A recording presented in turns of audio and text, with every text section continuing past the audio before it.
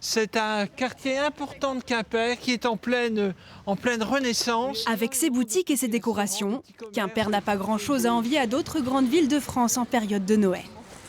Claire et Arthur sont influenceurs et tiennent un blog spécialisé dans les voyages. Le couple apprécie la visite. C'est la destination parfaite pour un petit week-end. Justement, c'est pas très loin de chez nous. Ouais. En tant que Morbihanais, et maintenant qu'on a un petit bébé, au moins, on n'a pas besoin de traverser la France. À côté de chez nous, il y a des choses magnifiques. Place Seller pour ses crêperies. Un petit détour par la place au beurre. Il faut savoir que Quimper est, après Paris, la ville de France où il y a le plus grand nombre de crêperies. Même si les crêpes ne sont pas au menu du jour. Une table attend le groupe dans un petit restaurant de cuisine locale, très en vue.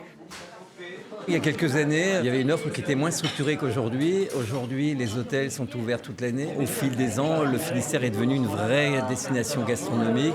Il y a effectivement un certain nombre d'étoilés. Il y a une dizaine de tables étoilées rien que dans le Finistère.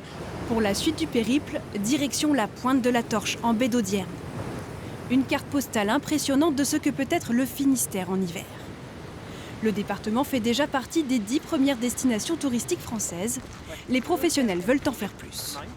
Il est vrai que la fréquentation est essentiellement estivale, mais pourquoi pas venir aussi prendre un bol d'air quelquefois plus ou moins frais chez nous. Et on peut se balader aussi bien sur les chemins des douaniers, mais aussi à l'intérieur de nos terres dans les monts d'Arrée, en passant par nos célèbres enclos paroissiaux. 5 circuits avec des points d'étape incontournables ont été élaborés.